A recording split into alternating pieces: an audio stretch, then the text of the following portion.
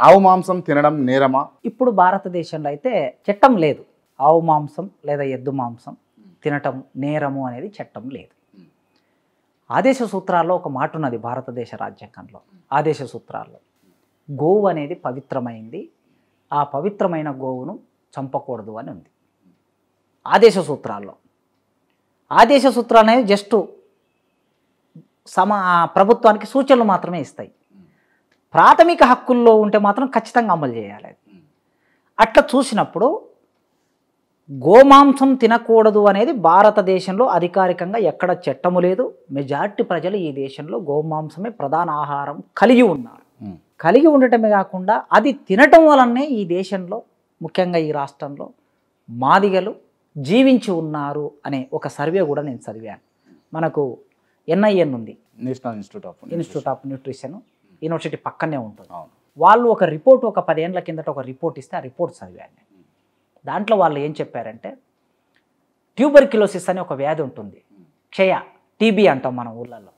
ఈ TB అనే వ్యాధి సోకితే ఒక మనిషికి మెడిసిన్ ఉండేది కాదు గతంలో. ఒక 20-30 ఏళ్ళ నుంచే మెడిసిన్ ఉంది మనకు. అంతకుముందు TB వస్తే బక్కగా అయిపోయి మొత్తం 7 లాగా అయిపోయి చచ్చిపోయారు.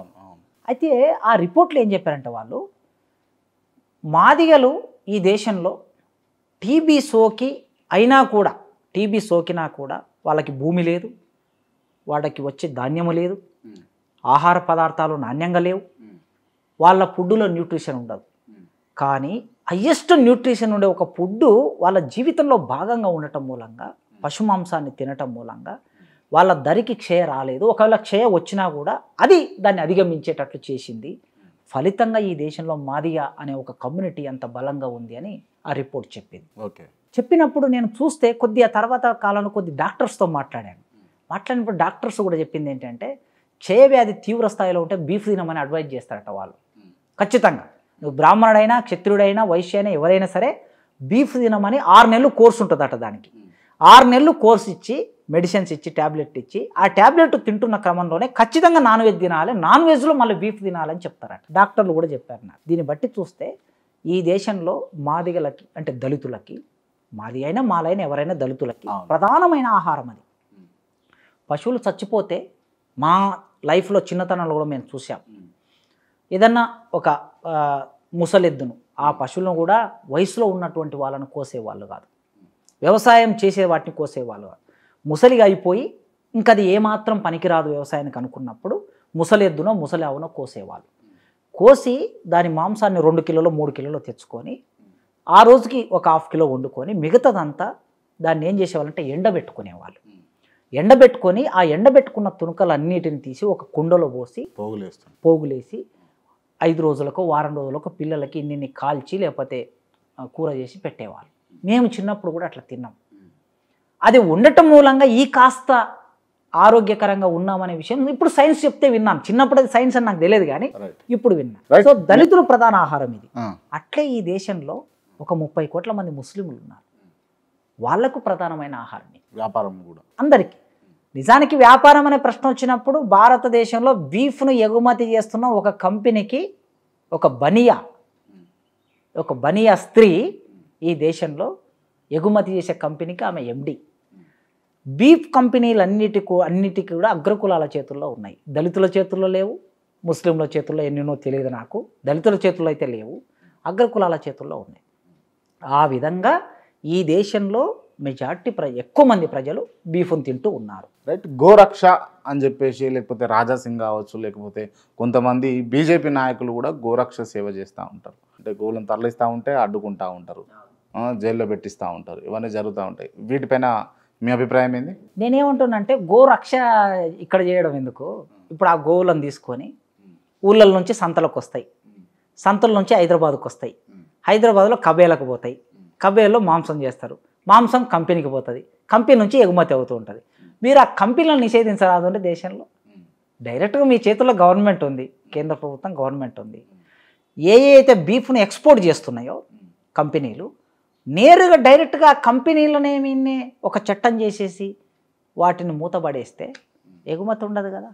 అప్పుడు అసలుకి గోవులను తీసుకెళ్తుంటే తరలిస్తుంటే మీరు వెళ్ళి పట్టుకొని రాజకీయం చేసేది కూడా ఉండదు కదా.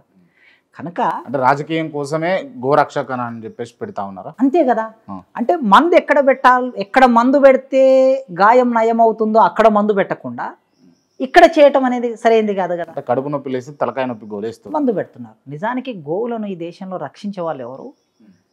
ఈ రక్షించే వాళ్ళు ఎవరంటే కింది కులాల వాళ్ళే కదా. గోవులని అడవిలోకి తీసుకెళ్తారు. ఇప్పుడు ఎండాకాలంలో మనకి పచ్చిక బయళ్ళు ఉండవు మైదాన ప్రాంతాలు, గ్రామాల్లో. అడవుల్లో కొద్దిగా పచ్చిక బయళ్ళు ఉంటాయి కనుక ఇప్పుడు మా నల్లమల్ల అడవుల్లో, మా ఊరు దగ్గట్లో అన్ని గ్రామాల్లో ఉన్నటువంటి ఆవులన్నిటినీ ఒక దగ్గరికి తీసుకొచ్చి వాళ్ళు చెంచోళ్ళు లమ్మడోళ్ళు తీసుకెళ్ళి అడవుల్లో మేపుకొని వస్తారు. 200, 300, 500, 1000 ఒక్కొక్కరి దగ్గర 1000 గోవులు ఉంటాయి. వాటిని మేపుకొని వస్తారు. దాన్ని మేపుతున్న వాళ్ళు, వాటికి దాన పెడుతున్న వాళ్ళు, వాటికి స్నానం చేస్తున్న వాళ్ళు. నా చిన్నతనంలో నేను పశువులను కాశాను. పశువులు అంటే చాలా ఇష్టం నిజంగా. నేను మా కోడెదూడ మీద నేను కవిత రాసుకున్నా. మా కోడెదూడ చచ్చిపోతే మా అమ్మ ఏడ్చింది. మా అన్న చచ్చిపోతే మా అమ్మ ఎట్లా ఏడ్చిందో, నాకన్నా ముందు పుట్టినోడు చచ్చిపోతే ఎట్లా ఏడ్చిందో, మా ఇంట్లో కోడె చచ్చిపోతే కూడా అట్లే ఏడ్చింది. మాకు ఆపేక్ష అట్లుంటుంది వాటి పట్ల. ఎందుకంటే అవి మా బిడ్డల్లాగా చూసుకుంటాం, లేదా మా జీవితంలో భాగంగా ఉంటాయి. వాటి శుభ్రం చేసేది మేము. మీరు ఎన్నడూ కూడా వాటి పెండ తీయలే, ఎన్నడూ వాటి స్నానం చేయించలే, పాలు వెండలే, ఎన్నడూ వాటి గడ్డి వేయలే, వాటి యోగక్షేమాలు చూడలే. యోగక్షేమాలు చూడనటువంటి వాడు దాని గురించి మాట్లాడితే ఇదొక పెద్ద విచిత్రం, ఇదొక పెద్ద విషాదం. అందుకోసమే చిన్నప్పుడు ఒక మీతో పంచుకోవాలి. నేను 5వ తరగతి వరకు మామూలుగా రెగ్యులర్ స్టడీస్ చదువుకోలే. ఏదో రాత్రిపూట చదువుకొని డైరెక్ట్గా 10-11 ఏళ్ళ వయసులో డైరెక్ట్గా నన్ను 5వ తరగతిలోనే చేర్పించారు. స్కూల్కి వెళ్ళటం అంటే నాది 5th క్లాస్ అనమాట. నా ఎంట్రీ పాయింట్ ఫస్ట్ సెకండ్ లేదు, ఎక్కడ స్కూల్కి వెళ్ళకుండా డైరెక్ట్ 5th క్లాస్కి వెళ్ళాను. పక్కన మా మండలు ఉంటే లింగాల మండల్లో తీసుకెళ్ళి వేసారు క్లాస్లో. వేసిన తర్వాత ఒకరోజు మేమందరము ఒక బోరింగ్ దగ్గరికి వెళ్ళి ఊరి బయట స్నానం చేసి వస్తూ ఉన్నాం. పొద్దున్నే స్కూల్కి రెడీ అయ్యి వస్తున్నాం. ఒక పెద్ద మనిషి ఒక పుస్తకాన్ని చేతిలో పట్టుకొని అక్కడ బస్ స్టాండ్ దగ్గర నిలబడ్డాడు. మేము వస్తుంటే మమ్మల్ని అందరినీ పిలిచిండు. ఆయన మంచిగా పంచ కట్టుకున్నాడు, బొట్టు పెట్టుకున్నాడు, పిలిచిండు. మేమందరం ఇట్లా నిలబడ్డాం.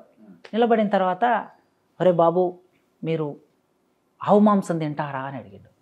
అంటే మేము ఉన్న వాళ్ళందరం ఎస్సీ హాస్టల్ పిల్లలం. మేము తింటాం సార్ అని చెప్పిన.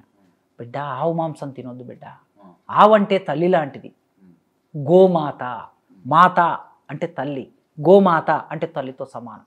మనకి పాలిస్తుంది. ఆ పాలిచ్చేదాన్ని వ్యవసాయం చేస్తుంది, పంట పండిస్తుంది, ఇన్ని రకాలుగా మనకు ఉపయోగపడేదాన్ని మనం తినడం తప్పు కదా బిడ్డ అన్నాడు ఆయన. అప్పుడు మాకు నిజమే అనిపించింది. అరే నిజమే, మేము ఇన్నాళ్ళు తిన్నమే అనిపించి అప్పటి నుంచి నేను తినడం మానేసిన. దాదాపుగా నేను మళ్ళీ హైదరాబాద్కు వచ్చి డిగ్రీ చదువుకునే రోజుల్లో నాకు రాజకీయాలు అలవాటై నాకు చైతన్యం వచ్చిన తర్వాత వరకు, అంటే 5వ తరగతి నుంచి 85, 86 ఆ టైం నుంచి మొదలు పెడితే 96, ఒక 10 సంవత్సరాల కాలం ఆవు మాంసం తినలే నేను. మా ఇంట్లో కూడా తినేవాడిని కాదు. అంత ఎఫెక్ట్ నా మీద ఆ మనిషి చెప్పిన మాట పడింది. అంటే దాని పట్ల ఉండే ఆపేక్ష వలన. కానీ ఈ దేశంలో ఇంతమంది తింటున్న మాంసము అనేటటువంటిది అది ఒక ఆహార పదార్థంగా నాకు ఆలోచన కలిగినప్పుడు అది వేరే సంగతి. కానీ అట్లా ఈ దేశంలో గోవు అనేటటువంటిది గడ్డి లేక అలమటించి చచ్చిపోతూ ఉన్నటువంటి సందర్భంలో ఎవడు పట్టించుకోలే, ఎవడు మాట్లాడాలి. చక్రవేణు అని కొత్త చదువును ఒక కథ రాశాడు. అనంతపురంలో పశువులన్నిటినీ కబేళ్ళకి ఇట్లా తరలిస్తారట. మేపడానికి మేత లేక తరలిస్తూ ఉంటే దానికోసం పిల్లలు దూడలను కూడా పంపిస్తూ ఉంటే ఆ దూడల కోసం పిల్లలు ఏడుస్తూ ఉండే ఒక దుఃఖాన్ని ఆయన ఒక కథగా మలిచాడు అనంతపురం జిల్లాలో. మరి ఈ రోజుల్లో అన్ని రోజుల్లో ఎక్కడ పోయారండి వీళ్ళందరూ గోరక్షకులు? అక్కడ కూడా గోవు చచ్చిపోకుండా బతికించాలంటే మనం మేతనంతా తీసుకురావాలి, గడ్డి అంతా తీసుకురావాలని చెప్పి ఫ్రీగా రైతులకి గడ్డి ఇచ్చుంటే బాగుండేది కదా. అందుకోసమే చిత్తశుద్ధి రాజకీయంగా దీన్ని ఉపయోగించుకోవడం కాకుండా నిజంగా సంపదను రక్షించే వైపుగా మీరు ఆలోచన చేయండి. ఎట్లా ఆలోచిస్తారో చూద్దాం. రైట్. మీరు తింటారా ఇప్పటికి కూడా? అందరూ తినేటట్లు అన్ని మాంసాలు తింటాను నేను. ఓకే, అందరూ తిన్నట్లు నేను కూడా తింటాను. రైట్.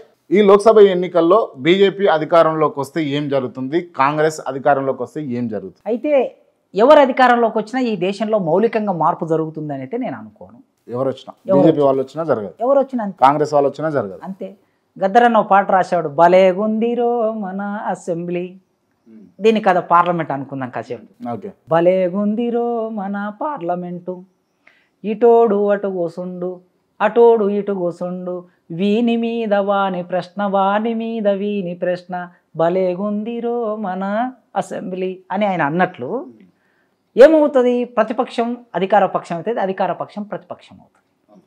ఈ దేశంలో మనం ఇంతకుముందు మాట్లాడుకున్నట్లు విద్య అందరికీ ఉచిత విద్య, సమానమైన విద్య అందే చట్టాలు ఏమైనా చేస్తారా? అందరికీ నాణ్యమైన వైద్యము అందే చట్టం ఏమైనా చేస్తారా? ఈ దేశంలో ఉండే భూములు అందరికీ సమానంగా పంపిణీ చేసే చట్టం ఏమైనా చేస్తారా? ఈ దేశాన్ని అమెరికా, జర్మనీ, జపాన్, ఆస్ట్రేలియా లాంటి పెట్టుబడి దారి దేశాలు, వరల్డ్ బ్యాంకు, ప్రపంచ వాణిజ్య సంస్థ చేతుల్లో ఈ దేశాన్ని పెట్టేశారు. అమ్మా భారతమాత, తల్లివి తండ్రివి దైవానివి నీవేనమ్మా, వందే మాతరం అని చెరబండరాజు రాశాడు. పందికొక్కులు, ఎలుకలు దూరి నీ సంపదనంతా దోచుకెళుతుంటే మౌనంగా నిలుచున్న భారతివమ్మ, అమ్మ ప్రపంచ విపణిలోని అంగాంగము తాకట్టు పెట్టబడిన పాలకులమ్మ వీళ్ళు. అమ్మ భారతమాత, వందే మాతరం, తల్లివి తండ్రివి దైవానివి నీవేనమ్మా అని రాశాడు. 1970లో రాశాడు. 50 ఏళ్ళు దాటింది. ఇప్పటికీ దేశాన్ని ప్రపంచ బ్యాంకులలో తాకట్టు పెడుతున్న పాలకులు. ఏమైనా మారుతుందా? కాంగ్రెస్ 60 ఏళ్ళు ఈ దేశాన్ని తాకట్టు పెట్టింది. బీజేపీ ఇప్పుడు 10 ఏళ్ళు, గతంలో ఒక 2 ఏళ్ళు ఈ దేశాన్ని తాకట్టు పెట్టింది. వాజ్పేయి గారు విదేశీ వస్తువులు భారతదేశంలోకి దిగుమతి కావడానికి మొదటి సంతకం చేసింది వాజ్పేయి గారు ఆ రోజుల్లో. కనుక మౌలికమైన మార్పు అంటే ఇది. ఇవన్నీ లేకుండా ఉంటే మౌలికమైన మార్పు జరిగినట్లు.